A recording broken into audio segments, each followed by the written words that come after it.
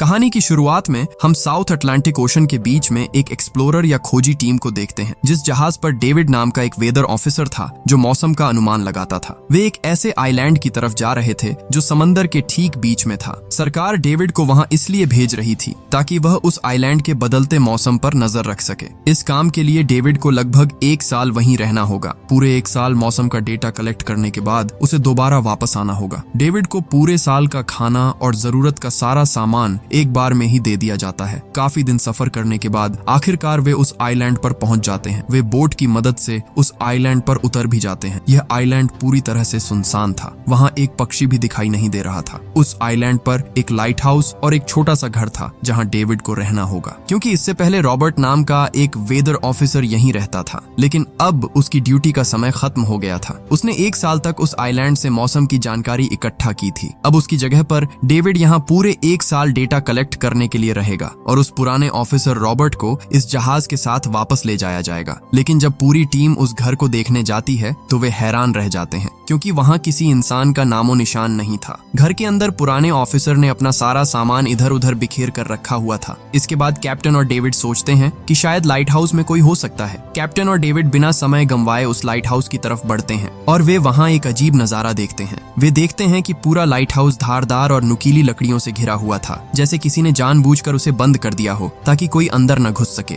इसके बाद कैप्टन और डेविड लाइट हाउस के गेट पर कई बार नॉक भी करते हैं, लेकिन अंदर से कोई जवाब नहीं मिलता। आखिरकार वे गेट को जोर से धक्का देते हैं और अंदर घुस जाते हैं। लाइट हाउस के अंदर उन्हें एक आदमी दिखाई देता है जिसका नाम ग्रूनर था। वे जब ग्रूनर से पुराने वेदर ऑफिसर रॉबर्ट के बारे में पूछते हैं तो वह कहता है कि वह तो मर गया। वह एक दिन समंदर की तरफ गया था, लेकिन फिर कभी वापस नहीं आया। ग्रूनर की बात सुनकर डेविड और कैप्टन दोनों चौंक जाते हैं। सब कुछ सुनने के बाद कैप्टन डेविड से कहता है कि अगर तुम अभी भी चाहो तो हमारे साथ वापस चल सकते हो। यहाँ रिस्क लेकर न रहना ही शायद बेहतर होगा। लेकिन डेविड वापस जाने से मना कर देता है, क्योंकि उसने सोचा था कि अगर वह सरकार को उस आइलैंड की सही वेदर रिपोर्ट दे सका तो उसे काफी मोटी रकम मिलेगी। इसके बाद कैप्टन उसे अपनी सुरक्षा के लिए एक बंदूक देता है और डेविड से कहता है कि यह जगह मुझे बिल्कुल भी सेफ नहीं लग रही है, तुम थोड़ा ठीक से अपना ख्याल रखना। इसके बाद वे डेविड को वहीं छोड़कर सब वापस चले जाते हैं और अब वे दोबारा 1 साल बाद यहाँ वापस आएंगे। तो कैप्टन के जाने के बाद डेविड उस घर को थोड़ा समेट लेता है, घर को रहने लायक बनाता है और अब रात होने के बाद उसे ड्रॉर में एक डायरी मिलती है जो पुराना वेदर ऑफिसर रॉबर्ट लिख कर गया था। उस डायरी में आइलैंड के बारे में बहुत सी बातें लिखी हुई थी। डायरी में एक रहस्यमयी जीव के बारे में भी कुछ बातें लिखी थी, लेकिन सब कुछ साफ नहीं था, इसलिए डेविड समझ नहीं पा रहा था। डेविड फिर भी हर एक लाइन को ध्यान से पढ़ता रहता है और उस डायरी में उसे कुछ अजीब जानवरों के स्केच बने हुए दिखते हैं। डेविड समझ नहीं पाता कि ये तस्वीरें रॉबर्ट ने क्यों बनाई थीं। वह सोचता है कि शायद रॉबर्ट अकेला था, इसलिए टाइम पास करने के लिए उसने ऐसा किया होगा। तो इस डायरी के एक पेज पर पुराने ऑफिसर रॉबर्ट की वाइफ की फोटो लगी हुई थी। डेविड वह डायरी पढ़ते पढ़ते थक जाता है और धीरे धीरे उसकी आंख लग जाती है। और अब अगले दिन सुबह डेविड मौसम का डेटा कलेक्ट करना शुरू कर देता है, लेकिन समंदर के पास पहुंचते ही उसके कदम रुक जाते हैं। वह देखता है कि पहाड़ के कोनों में कुछ पत्थर अजीब तरीके से सजाकर रखे गए हैं, जिनके बीच में सीपियां रखी हुई हैं। यह अजीब पैटर्न देखकर डेविड सोच लेता है कि यह सब शायद ग्रूनर ने करके रखा होगा। वह यह सोचकर दोबारा अपने काम में लग जाता है। काम के बीच में जब वह दूरबीन से लाइट हाउस की तरफ देखता है तब उसे ग्रूनर के साथ एक और इंसान लाइट हाउस में दिखाई देता है, लेकिन पलक झपकते ही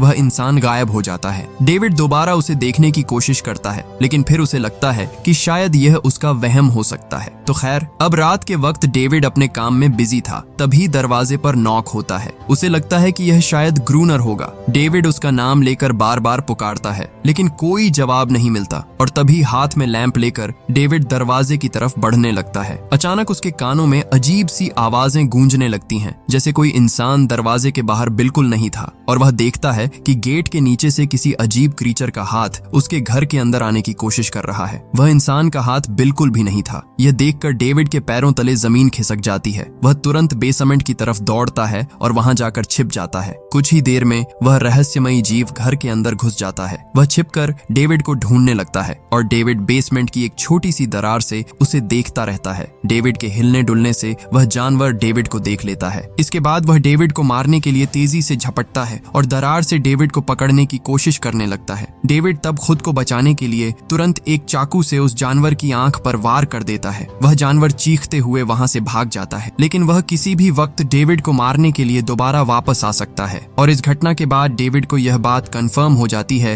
कि डायरी में रॉबर्ट ने जिस क्रीचर के बारे में लिखा था वह असल में सच है। तो खैर, उस दिन भयानक डर की वजह से डेविड पूरी रात सो ही नहीं पाता और अब अगले दिन सुबह जब डेविड घर से बाहर निकलता है तो वह रेत पर कुछ पैरों के निशान देखता है जो किसी इंसान के पैरों के निशान बिल्कुल भी नहीं थे। वे निशान सीधे समंदर की तरफ जाकर खत्म हो गए थे। अब डेविड सब कुछ समझ जाता है कि क्यों ग्रूनर ने लाइट हाउस के चारों तरफ धारदार लकड़ियां लगा रखी हैं। तो अब डेविड जान जाता है कि अगर वह इस घर में रहा तो वे क्रीचर्स उसे किसी भी वक्त मार सकते हैं। इसलिए बहुत ज्यादा डर कर डेविड लाइट हाउस की तरफ दौड़ता है और ग्रूनर को चिल्लाकर आवाज देता है और कहता है कि गेट खोलो, मुझे अंदर आने दो। लेकिन ग्रूनर उसे अंदर नहीं आने देता। वह कहता है कि तुम्हें तो जहाज के साथ वापस चले जाना चाहिए था, तुम यहाँ रुके क्यों? डेविड निराश होकर अपने घर लौट आता है क्योंकि ग्रूनर उसे लाइट हाउस के पास भी नहीं देखना चाहता था। वह ऊपर से उसके ऊपर पानी फेंक कर उसे दूर चले जाने को कहता है। इसलिए अब डेविड समझ जाता है कि उसे खुद ही कुछ करना होगा। वह घर की हर एक खिड़की को लकड़ी से बंद कर देता है, चारों तरफ धारदार लकड़ियां लगा देता है और गेट के बाहर पुराने कागज और किताबें रख देता है। फिर उनके ऊपर जलनशील तेल छिड़क देता है ताकि अगर वे क्रीचर्स वापस आएं तो आग से उन्हें डराकर भगाया जा सके। लेकिन इन सब चीजों के बीच एक ऐसी बात थी जो डेविड तब तक नहीं जानता था, जो बात उसे आज रात पता चलने वाली थी। तो खुशकिस्मती से उसे घर के अंदर एक पुराना बॉक्स मिल जाता है और उस बॉक्स में एक बंदूक और बहुत सारी बुलेट्स थीं। यह देखकर उसके बचने की कुछ उम्मीद जाग उठती है। तो उस दिन जैसे ही सूरज डूबने लगता है, डेविड के मन में डर बढ़ने लगता है। कुछ ही देर में चारों तरफ रात का अंधेरा छा जाता है। अब डेविड हाथ में बंदूक लेकर घर के एक कोने में चुपचाप बैठा रहता है। उसकी हार्ट बीट बढ़ने लगती है और तभी एक अजीब सी आवाज सुनाई देती है। और जब डेविड खिड़की से छिपकर समंदर की तरफ देखता है तो जैसे उसके पैरों तले जमीन खिसक जाती है। वह देखता है कि सिर्फ एक नहीं बल्कि पानी से निकलकर बहुत सारे उसी तरह के अजीब जानवर उसकी तरफ बढ़े आ रहे हैं। कुछ ही देर में सारे जानवर इकट्ठा होकर उसके घर का दरवाजा तोड़ने की कोशिश करने लगते हैं। डेविड तुरंत गोली चलाना शुरू कर देता है जिससे कुछ जानवर गोली खाकर मर भी जाते हैं। डेविड को लगता है कि गोली की आवाज सुनकर शायद बाकी जानवर वहां से भाग जाएंगे, लेकिन वे जानवर अपने साथियों को मरते देखकर और भी ज्यादा गुस्सा हो जाते हैं। तब डेविड प्लान बी अप्लाई करता है, यानी गेट के बाहर रखे कागज और पुरानी किताबों में आग लगा देता है। और इस बार आग देखकर वे जानवर डर के मारे दोबारा समंदर में लौट जाते हैं। लेकिन अब वह आग डेविड के घर तक पहुंच जाती है जिसकी वजह से घर के दरवाजे में आग लग जाती है और धीरे धीरे घर के अंदर भी आग फैलने लगती है क्योंकि यह पूरा घर लकड़ी का बना हुआ था। डेविड तुरंत एक चादर बदन पर लपेटकर अपनी जान बचाकर बाहर निकल आता है। वह लाइट हाउस के पास एक बड़े पत्थर के पीछे आज पूरी रात छिपा रहता है। क्रीचर्स को शूट करते वक्त डेविड के हाथ में काफी गहरी चोट भी लगी थी और खुशकिस्मती से तभी अचानक तेज बारिश शुरू हो जाती है। आग धीरे धीरे बुझ तो जाती है, लेकिन पूरी रात बारिश होने के बाद भी सुबह तक डेविड अपने घर को बचा नहीं पाता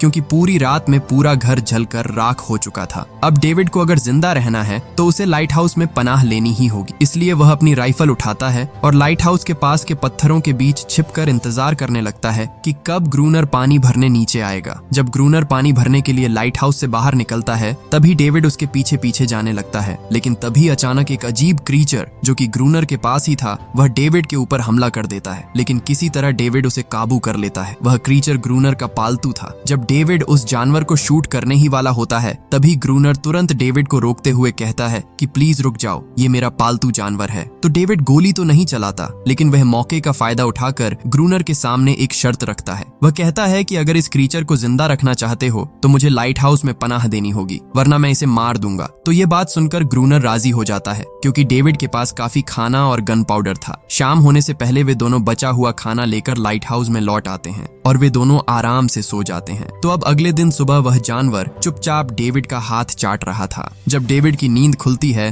तो वह देखता है कि उस जानवर के चाटने की वजह से उसका हाथ पूरी तरह ठीक हो चुका है। यह सब देखकर डेविड हैरान रह जाता है। डेविड अब ग्रूनर से इस जानवर के बारे में और डिटेल में जानना चाहता है और फिर वह कहता है कि यह सब कुछ हमें दुनिया के सामने लाना चाहिए क्योंकि यह किसी जादू से कम नहीं है। डेविड ने सोचा था कि अगर इन जानवरों का रहस्य दुनिया के सामने लाया जाए तो डेविड और ग्रूनर दोनों बहुत सारा पैसा और नाम कमा सकते हैं। लेकिन ग्रूनर ये सब बिल्कुल भी नहीं चाहता। वह इस आइलैंड को छोड़कर कहीं जाना भी नहीं चाहता। ग्रूनर का असल में इस दुनिया में और कोई बचा ही नहीं था। उसके लिए यह आइलैंड ही परफेक्ट था, जहां वह खुद को राजा समझता था और वह अपनी मर्जी का मालिक था। इसी वजह से उसने आइलैंड की कई जगहों पर लिख रखा था कि ग्रूनर यहाँ का बादशाह है। लेकिन डेविड ये समझ नहीं पाता कि यह अजीब प्राणी ग्रूनर का पालतू जानवर बना कैसे। तब ग्रूनर डेविड को बताता है कि असल में मैंने एक बार इस प्राणी की जान बचाई थी। ये प्राणी भूल से मेरे फिशिंग नेट में फंस गया था। तब ये जानवर बहुत छोटा था और उस दिन के बाद से ये जानवर ग्रूनर के साथ ही रह गया। लेकिन ग्रूनर बहुत सख्त इंसान था। वह इस जानवर के साथ बहुत बुरा बर्ताव करता है। ग्रूनर हर दिन इस जानवर के साथ फिजिकल रिलेशन भी बनाता है। ग्रूनर बताता है कि एक बार इस जानवर ने उसके ऊपर भी हमला किया था और उसके बदले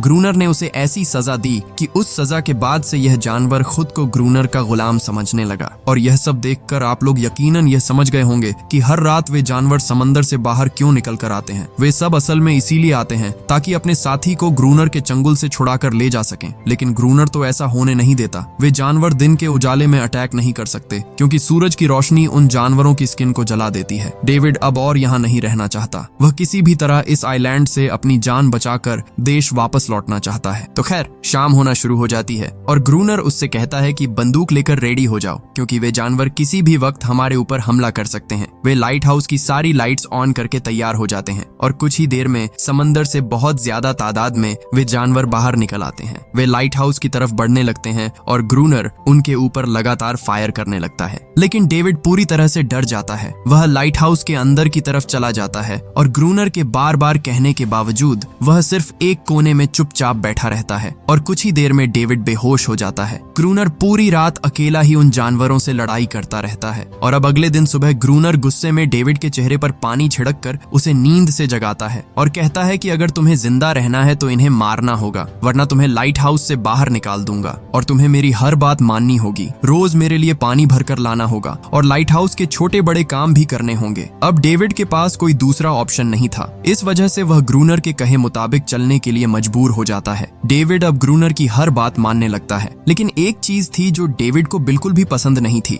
वह यह कि ग्रूनर हर दिन उस फीमेल क्रीचर को अलग अलग तरीके से फिजिकली टॉर्चर करता था। तो खैर, अब रात होती है। दोनों दोबारा गार्ड की ड्यूटी करने के लिए तैयार हो जाते हैं और आज फिर वे क्रीचर्स समंदर से बाहर निकल आते हैं। लेकिन आज डेविड को बिल्कुल भी डर नहीं लग रहा था। वह उन जानवरों पर फायरिंग शुरू कर देता है। लेकिन आज ग्रूनर कुछ नहीं कर रहा था। वह डेविड को बाहर छोड़कर लाइट हाउस का गेट बंद कर देता है और खुद चुपचाप अंदर बैठ जाता है ताकि डेविड खुद से सीख सके कि उन क्रीचर्स से कैसे लड़ना है। इसी तरह डेविड लड़ाई करते करते पूरी रात बिता देता है और अब सुबह हो जाती है। सुबह के वक्त ग्रूनर देख पाता है कि डेविड लाइट हाउस के गेट के बाहर खून से लथपथ हालत में बैठा हुआ है। अब वह सीख चुका है कि उन क्रीचर्स से कैसे लड़ाई करनी है। तो इसी तरह वक्त बीतने लगता है। रात के वक्त वे उन जानवरों से लड़ाई करते हैं और सारा दिन डेविड ग्रूनर के लाइट हाउस का काम संभालता है। यह आइलैंड अब उसके लिए एक बंद जेल खाने जैसा बन चुका था। वह हमेशा सोचता रहता है कि कैसे वह इस जगह को छोड़कर आजादी की सांस लेगा। तो खैर, समय के साथ साथ डेविड की उस फीमेल क्रीचर के साथ एक अजीब सी दोस्ती हो जाती है। डेविड को अब उस जानवर के लिए बहुत बुरा लगने लगता है। अब वह समझ सकता है कि अपने लोगों के बिना अकेला रहना असल में कितना मुश्किल है। शायद वह जानवर भी अपने लोगों को छोड़कर यहाँ आकर ऐसा ही अकेलापन फील करता है। इसलिए डेविड उस जानवर का एक नाम भी रख देता है, एनेरिस। तो इसी तरह दिन बीतते जाते हैं और फिर एक दिन वे नोटिस करते हैं कि उन जानवरों का अटैक धीरे धीरे कम हो रहा है। डेविड ने सोचा था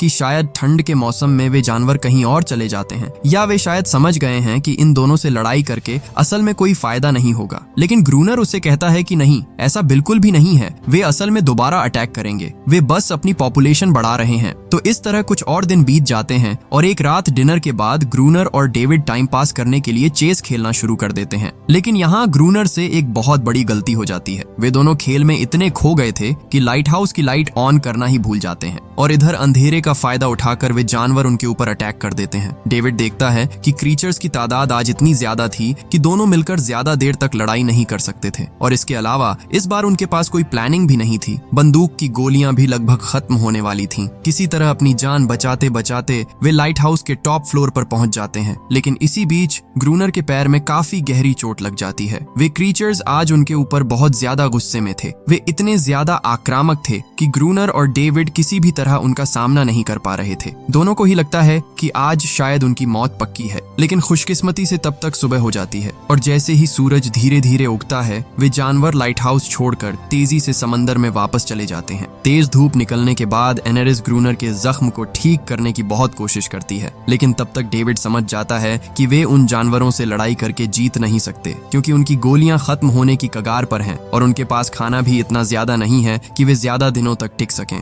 मगर खुशकिस्मती से अगले दिन जब डेविड लाइट हाउस के बाहर इधर उधर घूम रहा था तभी उसे समंदर में एक जहाज दिखाई देता है। वह जल्दी से अंदर से फ्लेयर गन लेकर आता है और जहाज को सिग्नल देने जाता है, लेकिन ग्रूनर उसे रोक देता है क्योंकि वह नहीं चाहता था कि डेविड यहाँ से चला जाए। ठीक उसी पल एनेरिस ग्रूनर के ऊपर हमला कर देती है। वह डेविड को ग्रूनर के चंगुल से बचाना चाहती थी। ग्रूनर किसी को भी इस आइलैंड से जाने देना नहीं चाहता था। यह आइलैंड उसकी अपनी दुनिया थी जहाँ वह एक राजा की तरह रहता था। वह डेविड को भी नहीं जाने देना चाहता क्योंकि इतने समय तक अकेले रहने के बाद अब उसके पास कोई ऐसा था जिससे वह बात कर सकता था, जिसके साथ वह चेस खेल सकता था। और अगर डेविड उस जहाज से वापस चला गया तो वह वहां जाकर बाकी सबको एनेरिस और उनकी प्रजाति के बारे में बता देगा। इसलिए अब डेविड यहाँ से किसी भी हाल में नहीं जा सकता और इस तरह कुछ और दिन बीत जाते हैं। ग्रूनर अब डेविड और एनेरिस दोनों के साथ बहुत बुरा बर्ताव शुरू कर देता है, लेकिन एनेरिस को वह कुछ ज्यादा ही मारता पीटता था जो डेविड को बिल्कुल भी पसंद नहीं था। तो एक दिन डेविड एनेरिस को एक छोटा सा खिलौना बोट गिफ्ट करता है जिसे उसने एक मछली के कांटे से बनाया था। लेकिन जब एनेरिस उस नाव को देखती है तो वह डेविड को आइलैंड के एक ऐसे कोने में ले जाती है जहां सच में एक असली नाव रखी हुई थी। जब डेविड उस बोट के बारे में ग्रूनर से पूछता है तो वह कहता है कि हाँ, मैं पहले से ही जानता था कि आइलैंड के उस हिस्से में एक नाव है। ग्रूनर कहता है कि हाँ, कुछ लोग इस द्वीप पर नाव की मदद से अपनी जान बचाने के लिए आए तो थे, लेकिन सुबह होने से पहले उनमें से कोई भी जिंदा नहीं बचा था। सबको उन जानवरों ने मार डाला था। वे सब जहाज से गोला बारूद लेकर जा रहे थे, लेकिन समंदर में तूफान आने की वजह से उनका जहाज इस आइलैंड के पास ही डूब गया। ये सब सुनते ही डेविड के दिमाग में एक आइडिया आता है। उनके पास एक डाइविंग सूट जैसा कुछ था। डेविड कहता है कि अगर हम दोनों में से कोई वह सूट पहनकर समंदर के उस हिस्से में चला जाए जहां वह जहाज डूबा था तो हो सकता है हमें कुछ बुलेट्स या डायनामाइट मिल जाएं, जिससे इन जानवरों से लड़ना काफी आसान हो जाएगा। लेकिन ग्रूनर इस बात को मानने से साफ इनकार कर देता है। हालांकि डेविड अपनी जान दांव पर लगाकर भी यह काम करने के लिए तैयार था। तो कुछ और दिन इसी तरह बीत जाते हैं। डेविड और एनेरिस के बीच एक गहरी दोस्ती हो जाती है। डेविड अब उसे पसंद करने लगा था। ग्रूनर इन दोनों को छिपकर रोमांस करते हुए देख लेता है। ग्रूनर को लगता है कि डेविड शायद एनेरिस को उससे छीन लेगा, इसलिए डेविड को अब रास्ते से हटाना होगा। अब अगले दिन ग्रूनर खुद डेविड की बात मानने को तैयार हो जाता है। वह डेविड से कहता है कि ठीक है, जैसा तुमने कहा था, तुम सूट पहनकर पानी के नीचे जाओगे और वहां से भारी मात्रा में RDX कलेक्ट करोगे। उसके बाद मैं तुम्हें बोट से ऊपर खींच लूंगा। लेकिन ग्रूनर का असली मकसद कुछ और ही था। वह चाह रहा था कि डेविड की मदद से समंदर के नीचे मौजूद डायनामाइट के बॉक्स सरफेस तक आ जाएं और फिर वह डेविड को वहीं समंदर में अकेला छोड़ देगा ताकि वे जानवर उसे मार डालें। इससे डायनामाइट भी उसके पास आ जाएगा और एनेरिस भी उसकी गुलाम बनी रहेगी। तो यह सब प्लान करने के बाद अब वे दोनों एक नाव में बैठकर उस जगह पर पहुंच जाते हैं जहां जहाज डूबा था। डेविड अपना डाइविंग सूट पहनकर समंदर के नीचे उतर जाता है। वहां जाने के बाद डेविड देख पाता है कि जहाज पूरी तरह से तबाह हो चुका है, लेकिन उसकी किस्मत अच्छी थी कि उसे डायनामाइट के कुछ बॉक्स मिल जाते हैं। पर तभी अचानक कुछ क्रीचर्स उसके सामने आ जाते हैं। उन जानवरों को देखते ही डेविड बुरी तरह घबरा जाता है और नीचे गिर जाता है। वह डाइविंग सूट इतना भारी था कि डेविड किसी भी तरह हिल भी नहीं पा रहा था, इसीलिए वह ग्रूनर को ऊपर सिग्नल भी नहीं भेज पा रहा था। ग्रूनर ने सोच ही लिया था कि शायद उन जानवरों ने डेविड को अब तक मार डाला होगा, लेकिन असल में वहां सिर्फ 2 छोटे बच्चे जानवर थे। डेविड किसी तरह अपना डाइविंग सूट वहीं छोड़ देता है और खुद को ऊपर तैरा कर ले आता है। वे वहां कुछ पुराने बॉक्स ढूंढ निकालते हैं जिनमें डायनामाइट भी था। इसके बाद ये दोनों काम पर लग जाते हैं। वे लाइट हाउस के आसपास 2 लेयर्स में डायनामाइट बिछा देते हैं ताकि अगली बार हमला होने पर वे उन मॉन्स्टर्स का पूरी तरह से खात्मा कर सकें।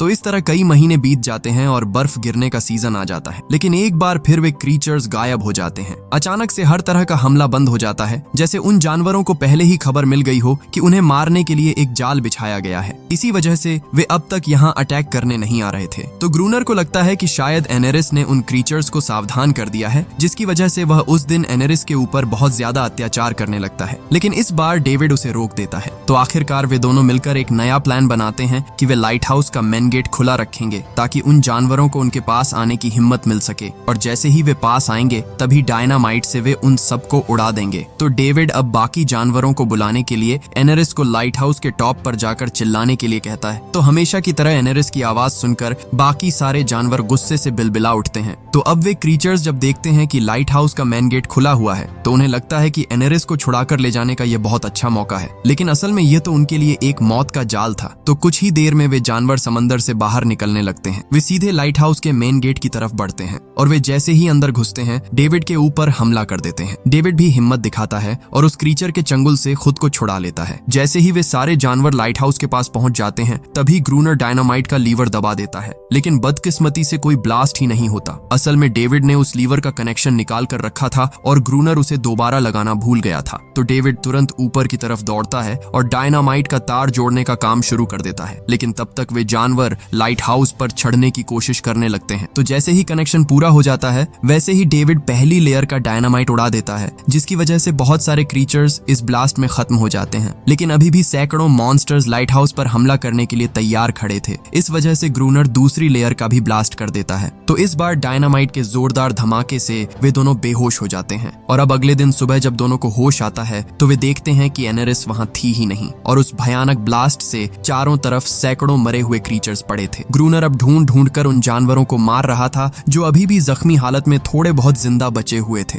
तभी डेविड की नजर एक जानवर के गले में लटके एक नेकलेस पर पड़ती है। वह उस क्रीचर को तड़पते हुए देखता है। डेविड को उस जानवर को ऐसे दर्द में देखकर बहुत ज्यादा तरस आता है। वह अपनी गलती के लिए मन ही मन बहुत पछतावा करने लगता है। असल में वह समझ चुका था कि जिन जानवरों को वह अब तक खूंखार समझ रहा था असल में वे भी तो इंसानों की तरह ही थे, वे बस बोल नहीं सकते थे। लेकिन ग्रूनर के पास यह सब सोचने का कोई वक्त नहीं था। वह अंधाधुंध तरीके से उन्हें मारता जा रहा था। लेकिन तब तक डेविड समझ जाता है कि ये जानवर तो सिर्फ एनेरिस को आजाद कराने के लिए आए थे। ठीक वैसे ही जैसे इंसान अपने अपनों को बचाने के लिए सब कुछ कर सकता है, ये जानवर शायद वैसे ही हैं। तो इस भयानक घटना के बाद वे जानवर फिर कभी उनके ऊपर अटैक नहीं कर पाए। लेकिन हर दिन समंदर के किनारे से फूट फूट कर रोने की आवाजें आती थीं। डेविड तब भी नहीं जानता था कि उन्होंने इन बेकसूर जानवरों का कितना बड़ा नुकसान कर दिया है, कितने परिवार उन्होंने उजाड़ दिए हैं, कितने बच्चों को अनाथ बना दिया है। सिर्फ एक गलत फहमी की वजह से उन्होंने इन मासूम जानवरों को बेरहमी से मार डाला। तो अब अगले दिन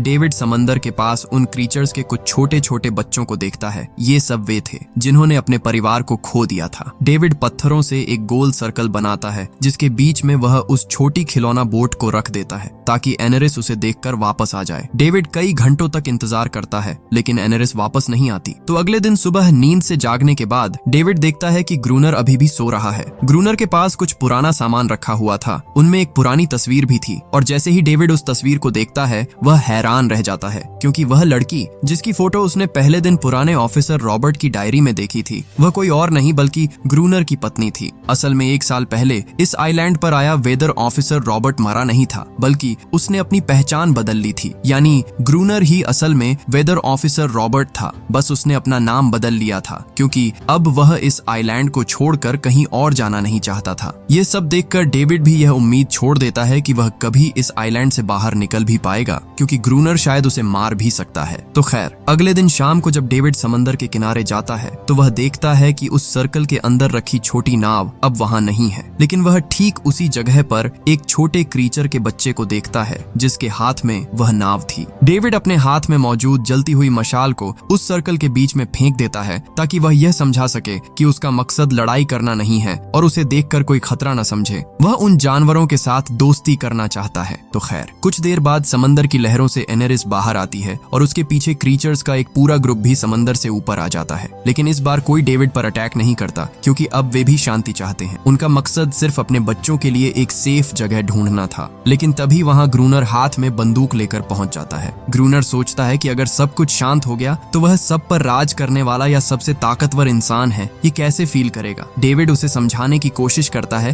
कि ये जानवर हमसे लड़ना नहीं चाहते, ये शांति चाहते हैं। लेकिन ग्रूनर किसी की बात नहीं सुनता। वह एनेरिस पर चिल्लाता है कि अंदर चली जाओ। लेकिन यह पहली बार था जब एनेरिस उसकी बात नहीं सुनती क्योंकि अब वह उसकी नौकरानी या दासी नहीं थी। यह देखकर ग्रूनर को लगता है कि अब इस आइलैंड पर उसकी बादशाहत खत्म हो चुकी है। ग्रूनर अंदर अंदर से खुद को कमजोर महसूस करने लगता है क्योंकि अब कोई भी उसका हुक्म नहीं मान रहा था। गुस्से के मारे वह लाइट हाउस की तरफ कदम बढ़ाता है और डेविड सोचता है कि शायद ग्रूनर अब समझ गया है कि हर एक जीव आजादी चाहता है, कोई किसी का गुलाम बनकर जीना नहीं चाहता। लेकिन ग्रूनर के दिमाग से राज करने का भूत इतनी आसानी से उतरने वाला नहीं था, इसलिए वह जैसे ही लाइट हाउस पहुंचता है वह सिग्नल गन से एक फ्लेयर फायर करता है जो सीधा जाकर एक क्रीचर के बच्चे को लगता है। वह बच्चा तुरंत मर जाता है और बाकी सारे क्रीचर्स डर के मारे वहां से भाग जाते हैं और एनेरिस भी डेविड के ऊपर से अपना पूरा भरोसा खो देती है। गुस्से में पागल होकर डेविड तुरंत लाइट हाउस की तरफ दौड़ पड़ता है ताकि ग्रूनर को सबक सिखा सके। डेविड उसके साथ लड़ाई शुरू कर देता है और वह कहता है कि तुमने ऐसा क्यों किया, वे तो सिर्फ शांति चाहते थे। लेकिन ग्रूनर इतना ज्यादा हिंसक हो गया था कि वह अब डेविड को जान से मारने का फैसला कर लेता है। डेविड तभी उसे उसके असली नाम से पुकारता है और कहता है कि रुक जाओ रॉबर्ट, तुम ऐसे कातिल इंसान नहीं हो। यह सुनकर ग्रूनर बिल्कुल दंग रह जाता है। असल में रॉबर्ट ऐसा इंसान कभी था ही नहीं। इस आइलैंड पर आने के बाद भयंकर अकेलापन, अपनी पत्नी की मौत और गहरा डिप्रेशन, इन सब चीजों ने उसे ऐसा पागल जैसा बना दिया था। वह असल में कोई किलर नहीं था, वह एक अच्छा इंसान था। ग्रूनर समझ जाता है कि ये जानवर असल में कभी उसके साथ लड़ाई करना ही नहीं चाहते थे, वे तो सिर्फ शांति चाहते थे। ग्रूनर ने ही जबरदस्ती उनके बीच के एक जानवर को अपने पास कैद करके रखा हुआ था और ग्रूनर ने बिना वजह उन्हें सिर्फ इसलिए मारा था ताकि वह खुद को पावरफुल दिखा सके। और अब ग्रूनर को अपनी गलती का एहसास हो जाता है, इसलिए वह खुद ही उन जानवरों के सामने सरेंडर कर देता है और कुछ ही देर में वे जानवर ग्रूनर को मार डालते हैं। अब डेविड लाइट हाउस के अंदर खुद को पूरी तरह से लॉक कर लेता है और इसी तरह वक्त बीत जाता है और 1 साल बाद इस आइलैंड पर एक सरकारी ऑफिसर आता है और उसके साथ एक नया वेदर ऑफिसर भी था और अब यह वेदर ऑफिसर आने वाले 1 साल तक मौसम की निगरानी की ड्यूटी यहाँ करेगा। जब कैप्टन पिछले ऑफिसर के बारे में डेविड से पूछता है तो डेविड भी वही बात दोहराता है कि पुराना ऑफिसर एक दिन शाम को पानी की तरफ गया था लेकिन फिर कभी वापस नहीं आया। तो यहाँ नए आए वेदर ऑफिसर को शक होने लगता है कि शायद डेविड ही ग्रूनर है। तो डेविड उनकी इस गलतफहमी को दूर करने की कोशिश भी नहीं करता, वह बस चुपचाप बालकनी में जाकर खड़ा हो जाता है क्योंकि अब डेविड खुद भी इस आइलैंड को छोड़कर कहीं जाना नहीं चाहता, बिल्कुल ग्रूनर की तरह। इस समय के बीच एनेरिस भी अपने परिवार के साथ बहुत खुश थी और अब एनेरिस या उनकी प्रजाति को ग्रूनर जैसे किसी भयानक इंसान का कोई डर नहीं था क्योंकि इस आइलैंड पर अब डेविड था जो कि उनका बहुत अच्छा दोस्त था। और ठीक यहीं पर यह कहानी खत्म हो जाती है।